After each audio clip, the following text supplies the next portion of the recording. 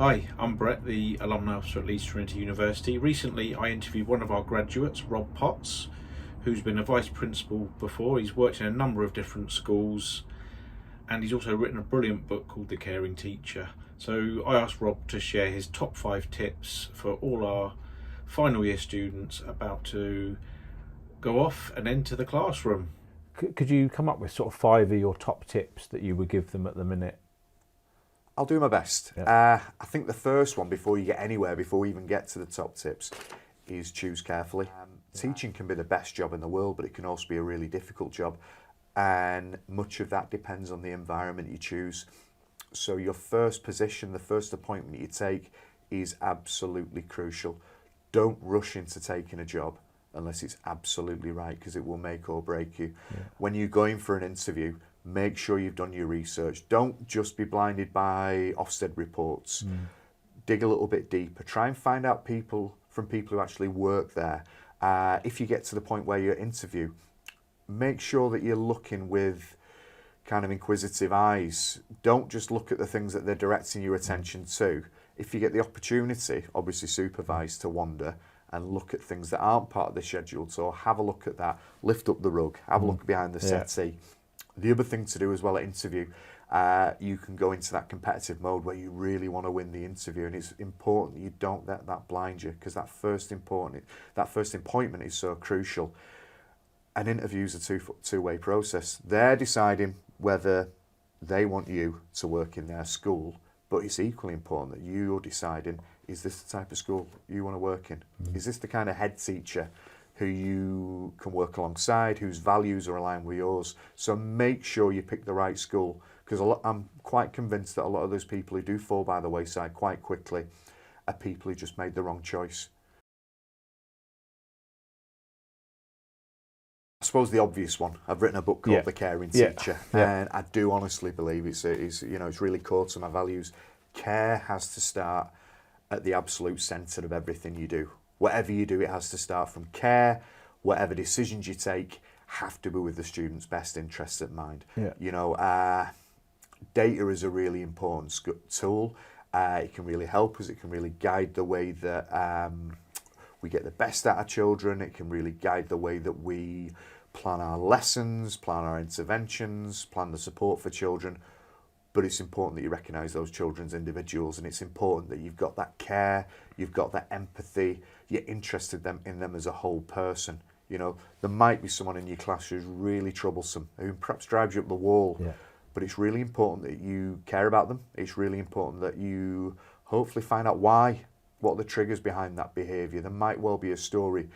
Children are all different. Children arrive at school in completely different circumstances. Some kids will come from households where education is valued. Some kids will come from households where the parents talk to them regularly. They sit down as a family and eat tea together. They discuss how the day's gone. They go to the rooms, they read books. There are books in the house. They've been read to from a young age. Some kids don't. Some kids come from houses where, they aren't spoken to. They aren't read to. There isn't that discussion. There might not even be a family meal.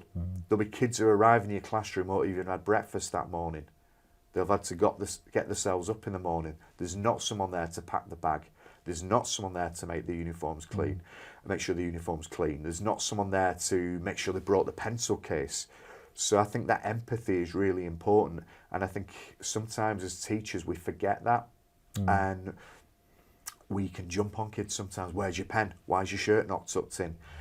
And actually, we need to walk in these kids' shoes sometimes. One of my favourite books growing up, my favourite book from school was To Kill a Mockingbird. And there's that great quote from Atticus Finch where you never truly understand a man until you walk in his shoes, until you step inside his skin.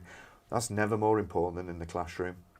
Some of these kids come to school in very unideal circumstances. I suppose the second tip for me is high expectations. And again, it's one of these things that often misunderstood. We hear about zero tolerance and this culture war, and about schools where children all line up on the left and they're not allowed to talk on the corridor, and all these different routines, and they can be useful. Some schools need that, but when I talk about high expectations, yes, part of it's about behaviour. But a lot of it is about in terms of what the kids can achieve. I'm always horrified when you try and lift the bar and you lift your expectation and colleagues say, oh, well, our kids won't be able to do that. Yes, they can. Give them the opportunity. You know, if they don't make that bar the first time, figure out another way up there. Yeah. Provide some scaffolding. Don't just think, well, we'll lower the bar because these kids won't be able to do that, because you're failing those kids in that situation. So I think having those high expectations in terms of what these kids can achieve, but also in terms of how they should treat each other, you know, how they should conduct themselves. And sometimes with both those things, that involves a little bit of patience as well. But what you should never do, wherever you happen to be teaching, whatever the makeup or the demographic of the community, don't lower your expectations, because the minute you do that, you're failing those children in front of you. Really, really important one for me. And it's probably not surprising because I am someone who's worked in the media. Yeah. I'm a communicator. Positive communication.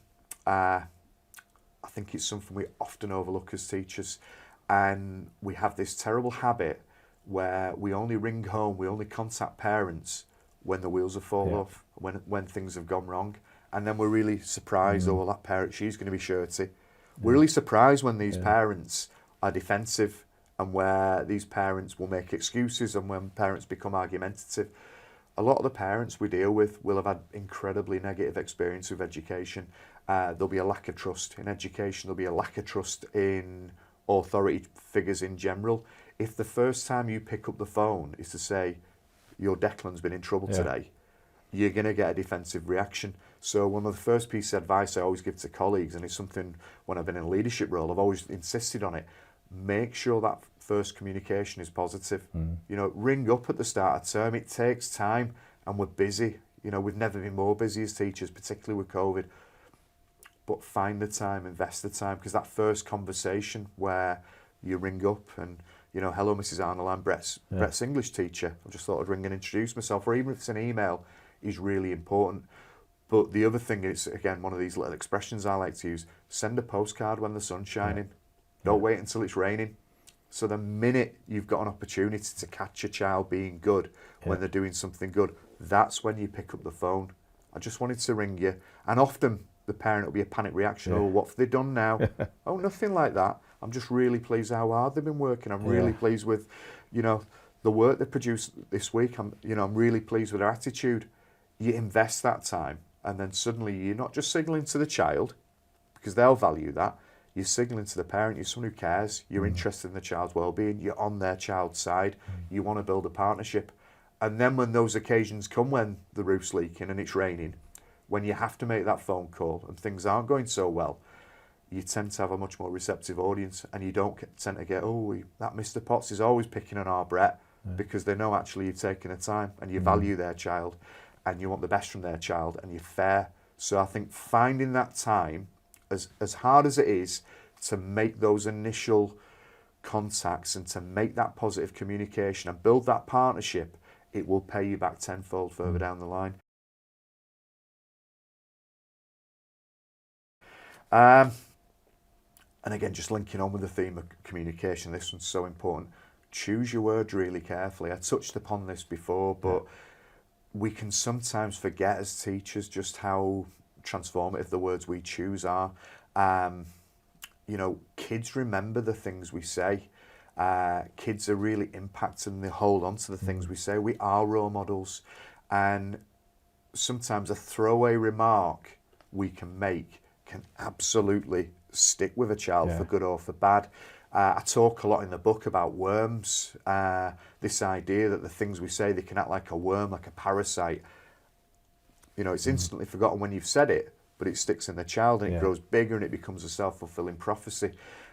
If we say something to a child that's negative, even something that's, again, a throwaway remark in the heat of the moment, that can stick with a child and that can become really debilitating. It's one of the reasons why I always advise teachers, avoid sarcasm, because so much can get lost in meaning. What you think is a kind of pithy, sarcastic remark can be absolutely crippling for a child, and it can stick with them. You know, we talk about focusing on the choices, the language of choice rather than the child. So don't just say, you're lazy. It's, you know, focus on the decision, focus on the behaviours rather than the child. That label can stick. You're lazy, you're naughty. Often children will think, well, if that's what you think, that's how I might as well behave. Yeah. So try and separate the child from their behaviours. Really, really important. But the big thing for me, and it's something I figured out, and I thought I'd try it, I suppose, halfway through my teaching career. If you can say something that's negative, that can be kind of crippling and can dent a child's confidence, surely the opposite can work as well. So I kind of thought, start planting positive seeds. Yeah. Find, because often with children, those children who perhaps aren't performing, and particularly those children who are disengaged or disruptive or just don't like school, often that can come from a lack of confidence and a lack of direction and a lack of self-belief. Find that thing that they haven't noticed themselves and plant that seed there. You know, I noticed how hard you worked at that the other day, Brett. I noticed how creative you were in finding a response to that, because that can stick as well. Yeah. And just as those negative words can have a really negative impact, the positive words can do too, and it can create a really transformative, self-fulfilling prophecy. So we have to be really, really careful and really mindful of the words we choose, the tone we adopt when we use those words, and the impact they're going to have. And that's whether you're talking to a child, whether you're talking to the parent, even down to the words you write in a school report. You've got to be really, really mindful of the message, because that message could be absolutely transformative for the child. And I suppose the final one, and this is something I figured out really quickly. So I went into a school where I qualified, which was a really kind of middle of the road, very big, comprehensive school with kids from lots of different backgrounds, and some kids from fairly affluent backgrounds, some from incredibly deprived backgrounds. And a lot of my colleagues tended to be absolutely fine with those kids from the sort of more privileged middle class backgrounds who tended to be more aspirational and arrived at school already equipped for education because they had a vocabulary, they had the parental support, but they really struggled with those kids who perhaps didn't come with those same inbuilt advantages. And what I realised very quickly, and whether it was, I don't know if it's something I discovered in the English classroom or out coaching the school rugby team, kids will run through walls if they think that you value them. Yeah. Kids will work hard if they think you like them. Kids will respond better to the fear of disappointing someone they respect than they will to the threat of a sanction or fear of someone who is perhaps seen as overtly strict.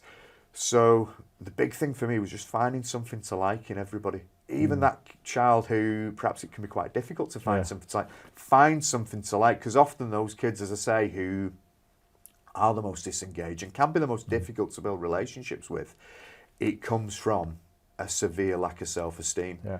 So you've got to really mine for those things that make them special. And I found very quickly, once you start finding something to like in everybody, the relationships blossom. Because we know as adults, who are you gonna produce your best work for? A boss who has his foot on your back and is constantly catching you out and is constantly on your back and constantly criticising the things you do? Or is it the boss who compliments you and values you and tells you the things that he's really pleased or she's really pleased that you're doing? It's an obvious answer. Kids are mini adults. So find those things that you like about every single child, and what you'll find in time, not instantly because it takes patience, but what you'll find in time, you'll have better relationships and hopefully you'll have better outcomes. Yeah.